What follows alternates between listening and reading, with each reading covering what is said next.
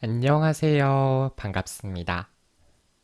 기능별로 배우는 마이크로소프트 365 엑셀.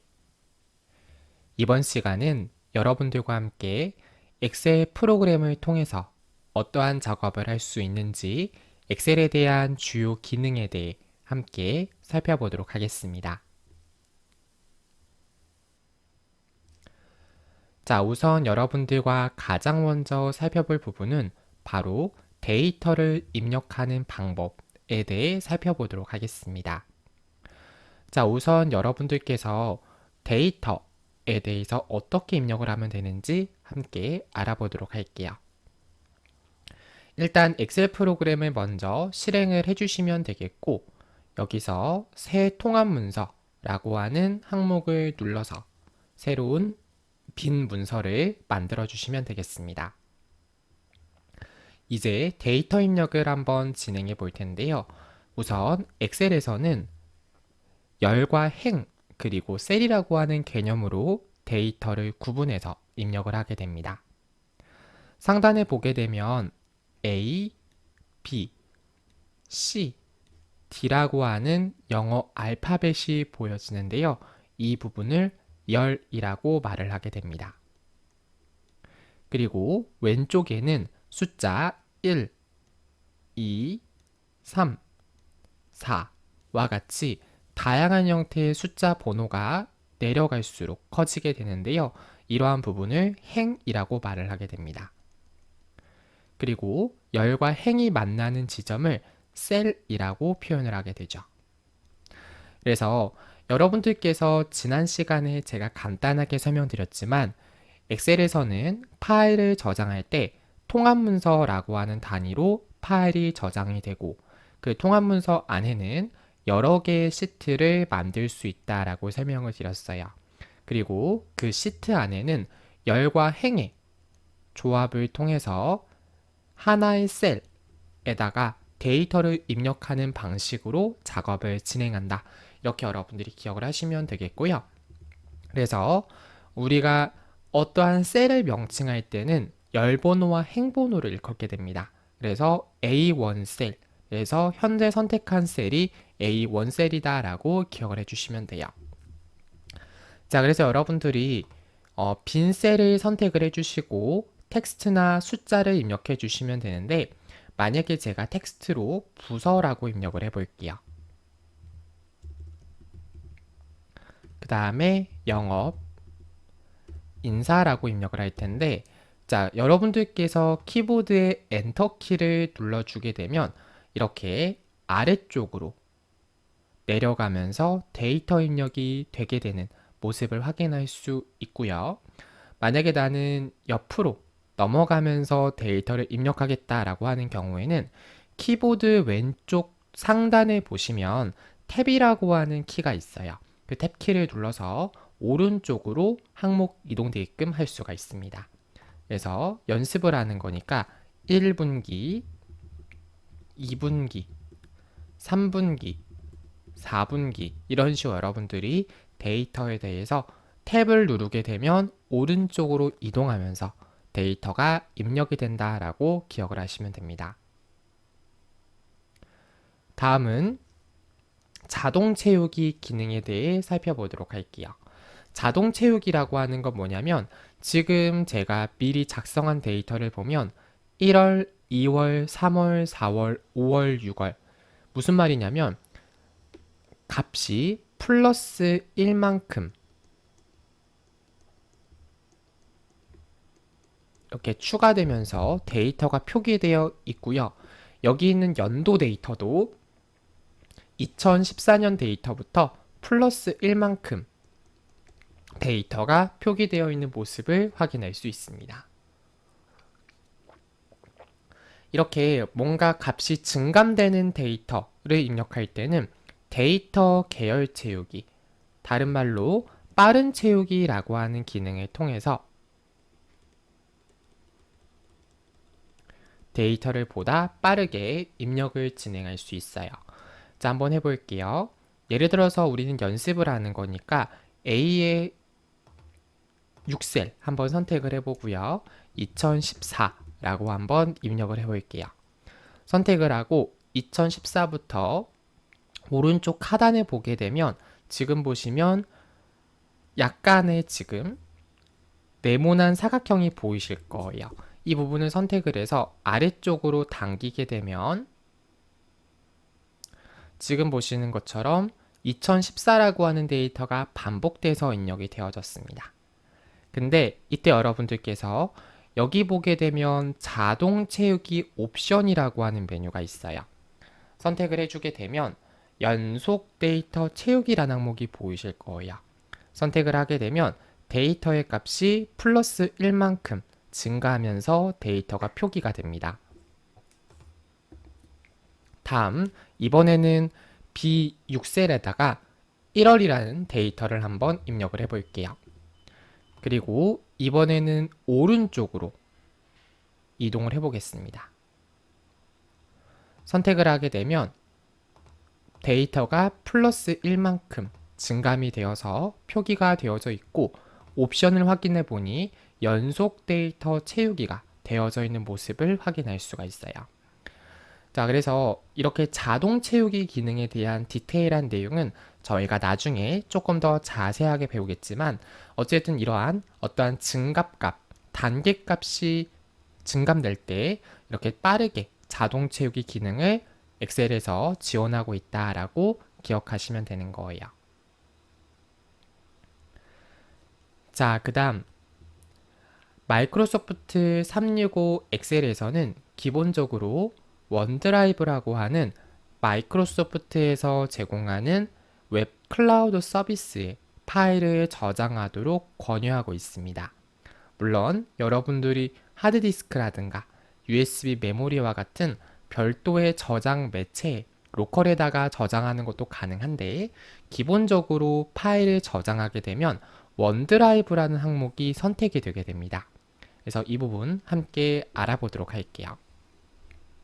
자, 그러면 왜 마이크로소프트에서 원드라이브로 파일을 저장하도록 권유하고 있냐면 해당하는 통합 문서를 원드라이브에 저장하게 되면 다른 장치, 예를 들어서 뭐 스마트폰도 될 수가 있고요. 태블릿 PC가 될 수도 있고요. 또 여러분들이 뭐 컴퓨터가 회사에서 쓰는 컴퓨터, 또 가정에서 쓰는 컴퓨터가 있다라고 하면 여러 가지 다른 장치에서 여러분들 동일한 계정으로 로그인만 되어 있다면 언제든지 접근하고 또 클라우드상의 인터넷상에 업로드가 되어 있는 거기 때문에 다른 사용자와 공유를 한다거나 공동 작업을 한다거나 이럴 때 훨씬 더 용이하다라고 기억을 하시면 돼요. 그래서 우리가 작성한 파일을 저장하겠다라고 하는 경우에는 상단 메뉴 파일을 선택을 하고 다른 이름으로 저장 버튼을 눌러주게 되면 첫 번째 원드라이브라는 항목이 기본적으로 표시되어 있어요.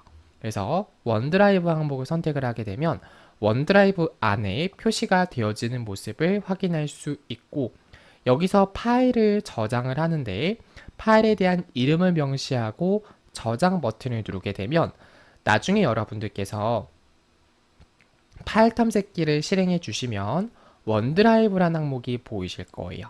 거기서 여러분들께서 저장하신 파일명들의 리스트가 그대로 표기가 된다라고 기억을 하시면 돼요. 자, 그래서 어찌되었든 이렇게 원드라이브에 통합 문서를 저장하는 방법에 대해서 살펴봤고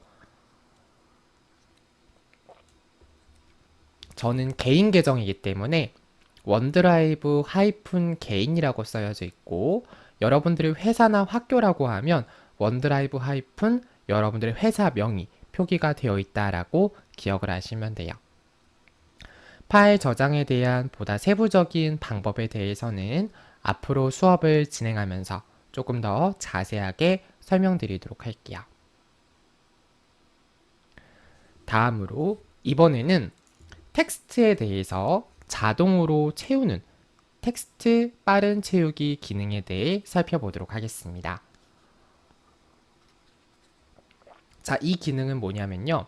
여러분들께서 기존에 어떠한 데이터를 입력을 했어요.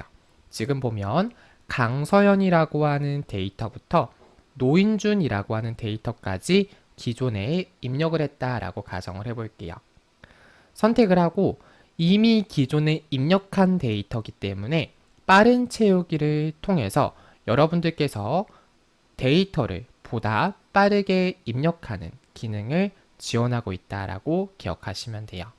그래서 이러한 빠른 채우기 기능에 대해 지원하고 있다라는 부분 함께 알아두시면 되겠습니다. 그래서 우리가 이번 시간에는 다양한 기능들을 직접 디테일하게 배우기보다는 엑셀을 통해서 이러한 작업들을 진행할 수 있구나 라고 기억을 해두시면 될 것 같습니다. 그 다음 자동합계라고 하는 기능을 지원하고 있습니다. 엑셀 프로그램을 실행을 하게 되면 홈이라고 하는 메뉴가 있고 오른쪽에 편집이라고 하는 그룹이 보이실 거예요. 여기서 첫 번째 보여지는 항목이 바로 시그마 표시가 되어져 있는데 이 시그마 표시 옆에 있는 부분을 클릭을 하게 되면 합계, 평균, 숫자 개수, 최대값, 최소값이라고 하는 6개, 5개의 합계, 자동 합계 기능들이 표기가 되어 있습니다. 그러니까 무슨 말이냐면요. 말 그대로 어떠한 계산에 대해서 자동적으로 하겠다라고 하는 거예요. 자, 예를 들면 내가 어떠한 데이터, 여기 있는 송장 데이터에 대한 총합계를 계산을 하고자 합니다. 자, 그럴 때 원칙적으로는 sum이라고 하는 합계 함수를 통해서 작업을 진행해야 되는데 자동합계 기능을 사용하게 되면 함수명을 기입하지 않아도 바로 자동합계 기능을 수행할 수가 있다는 거예요.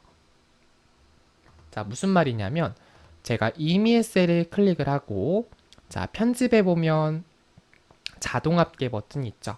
클릭을 하게 되면 는과 sum이라는 항목이 자동으로 입력되고 그 안에 넘버라는 부분이 보여지게 돼요.